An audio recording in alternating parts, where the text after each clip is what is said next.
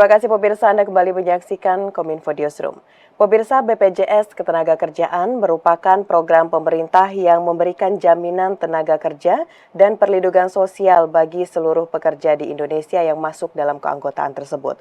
Program ini telah menolong banyak pekerja Indonesia dari kehilangan pekerjaan oleh berbagai risiko pekerjaan. Namun pemirsa, beberapa pekan terakhir BPJS Ketenagakerjaan dihempas isu bocornya data peserta BPJS Ketenagakerjaan imbas dari peretasan PDN. Dan pemirsa, untuk mengetahui hal tersebut bagaimana klarifikasinya, kita akan berdialog pada malam hari ini bersama dengan Asisten Deputi Komunikasi Humas selaku PPS Deputi Komunikasi BPJS Ketenagakerjaan, dan telah bergabung bersama kita Bapak Budi Hananto. Halo, selamat malam Pak Budi, salam sehat.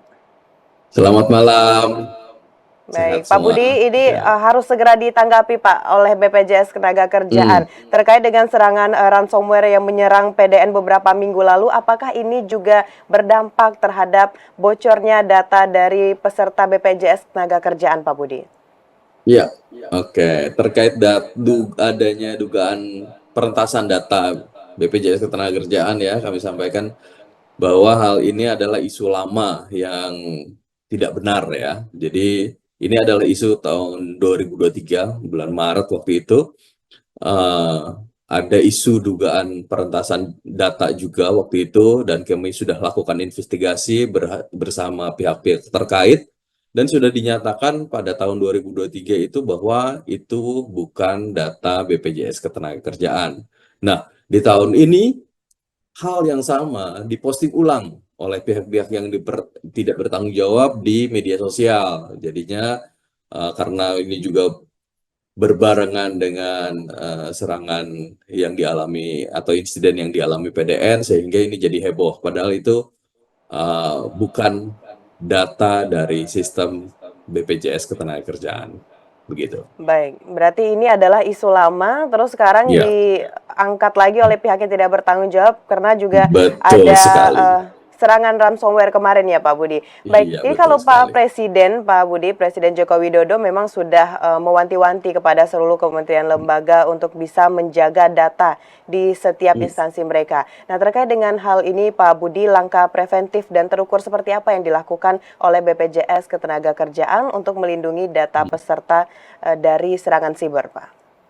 Ya, walaupun isu peretasan itu sudah terbukti tidak benar, ya, tapi Ya. kami telah melakukan antisipasi langkah-langkah preventif untuk menguatkan sistem keamanan teknologi informasi kita, ya, tentu saja terhadap potensi-potensi gangguan, ya, serangan, proteksi dan keamanan sistem kita terus tingkatkan secara berkala, dan juga ada pengelolaan data yang baik, yang aman, ya, sehingga kami pastikan hingga saat ini seluruh data peserta terkelola dengan baik, aman di dalam sistem yang kami bangun di BPJS Ketenagakerjaan. Baik, Pak Budi, berarti untuk keamanan data dari peserta BPJS Ketenagakerjaan ini sudah bisa kita katakan aman ya Pak, karena dari BPJS Ya, Ketenagakerjaan telah melakukan berbagai langkah preventif untuk melindungi data tersebut. Kita bergeser ke isu berikutnya Pak Budi. Saat ini gempuran barang impor dari Tiongkok juga memukul keras banyak industri dalam negeri. Salah satunya adalah industri garmen dan alas kaki. Tentu akibat dari hal ini Pak Budi, banyak sekali masyarakat yang terkena PHK akibat dari hal itu. Nah, bagaimana dari BPJS Ketenagakerjaan hadir untuk memastikan masyarakat yang terkena PHK ini bisa mendapatkan perlindungan sosial ketenagakerjaan, Pak? ya, seperti tadi dikatakan Mbak Mona bahwa BPJS Ketenagakerjaan hadir, ya, untuk pekerja. Ya, ini sesuai amanah BPJS Ketenagakerjaan, kita diberi amanah untuk menjalankan 5 program untuk memberikan perlindungan bagi pekerja dari risiko kerjanya. Ada jaminan kecelakaan kerja, jaminan kematian, jaminan hari tua, jaminan pensiun, dan jaminan kehilangan pekerjaan. Nah, buat peserta yang mengalami PHK dan sudah terdaftar di seluruh program jaminan sosial, ya, seluruh program jaminan sosial. Jadi ada tadi yang saya sebutkan, jaminan kecelakaan kerja, jaminan kematian, jaminan hari tua, jaminan pensiun, dan juga jaminan kesehatan nasional. Nah, maka otomatis akan dimasukkan ke dalam jaminan kehilangan pekerjaan. Nah, yang ikut jaminan yang mendapatkan manfaat jaminan kehilangan pekerjaan, maka mereka akan mendapat pelatihan kerja ya dari Kementerian Tenaga Kerja dan juga manfaat uang tunai ya, dari BPJS Ketenagakerjaan ya gitu. Kemudian yang ter-PHK juga bisa mengajukan manfaat jaminan hari tua ya.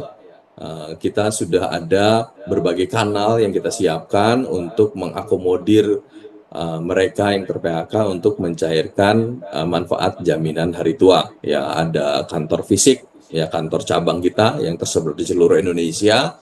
Ada lapak asik layanan tanpa kontak fisik. Jadi Oke. online begitu ya. Kemudian yang ketiga ada lewat aplikasi JMO, Jam Sostek Mobile. Itu akan lebih mudah lagi ya. Hanya menggunakan aplikasi yang ada di tangan Anda langsung mengakses di mana saja dan kapan saja. Begitu. Baik, baik. Berarti dari aplikasi layanan online tanpa Hmm, adanya kontak fisik serta layanan langsung ini sudah hmm, ada semuanya dari BPJS iya, Tenaga Kerjaan ya Pak ya. Jadi untuk teman-teman yang ya. mungkin nanti kena PHK ini bisa mengurus beberapa hal yang sudah sesuai disampaikan oleh Pak Budi tadi. Baik Pak Budi, kita membahas mengenai saat ini BPJS Tenaga Kerjaan bukan hanya memberikan perlindungan bagi pekerja dalam negeri, tapi juga pekerja di luar negeri atau pejuang devisa, atau lebih dikenal lagi dengan pekerja migran Indonesia. Dari 1 tahun belakangan ini Pak Budi, bagaimana data dari kepesertaan BPJS Tenaga Kerjaan PMI, dan apa yang membuat mereka ingin bergabung sebagai peserta Pak Budi? Ya, tentu saja semua profesi ya di dalam negeri maupun di luar negeri kita akan lindungi ya, termasuk pekerja migran Indonesia yang juga tentu saja profesi ini juga memiliki risiko tersendiri ya. Jadi pemerintah melalui Undang-Undang Nomor 18 Tahun 2017 mewajibkan seluruh pekerja migran Indonesia terdaftar dalam kepesertaan jaminan sosial ketenagakerjaan. Nah, sampai dengan 30 Juni 2024, pekerja migran Indonesia yang sudah terdaftar di BPJS Ketenagakerjaan mencapai 592.000 peserta. Dalam hal ini meningkat tajam 61% besarnya dari periode yang sama di tahun sebelumnya. Jadi cukup pesat ya. Uh, tapi kami juga terus mendorong ya kepada calon pekerja migran Indonesia yang akan berangkat untuk menjalani seluruh prosesnya, prosedurnya hingga tercatat dengan baik dan juga terlindungi dalam program jaminan sosial ketenagakerjaan. Ya, terlebih lagi pemerintah melalui Kemenaker tahun lalu sudah menerbitkan Permenaker 4 tahun 2023 yang membuat jenis manfaat untuk pekerja migran Indonesia ini meningkat. Yang tadinya 14 manfaat saja, sekarang meningkat menjadi 21 manfaat.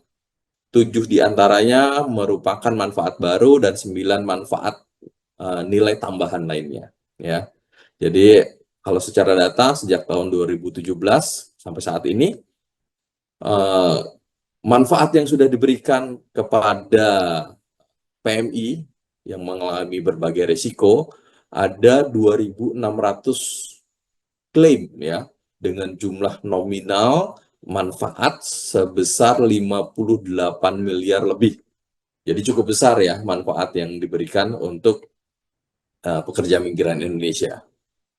Baik, berarti data yang disampaikan oleh Pak Budi tadi sesuai juga ya Pak dengan informasi yang diberikan oleh BP2MI bahwa setiap tahunnya jumlah pekerja migran Indonesia ini yang berminat di Indonesia mengalami peningkatan. Nah, masih terkait dengan Betul. hal ini Pak Budi, BPJS Tenaga Kerjaan ini bekerja sama dengan pihak mana saja Pak untuk memberikan untuk meningkatkan kepesertaan PMI, dan dalam jangka panjang apa yang menjadi target dari BPJS Tenaga Kerjaan dalam memberikan perlindungan bagi PMI?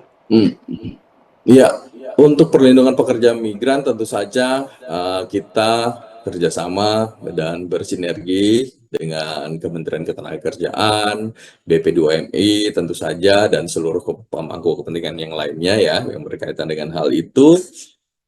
Kemudian juga kita kerjasama dengan negara di negara-negara penempatannya, kami juga membuat kanal-kanal pendaftaran seperti yang saya katakan sebelumnya bahwa kita juga mengajak seluruh pekerja migran yang sudah ada di sana ya untuk yang belum terdaftar untuk terdaftar sehingga kita membuat kanal-kanal pendaftaran pembayaran bekerja sama dengan perbankan dengan KJRI KBRI di sana untuk melayani pekerja migran yang ada di sana.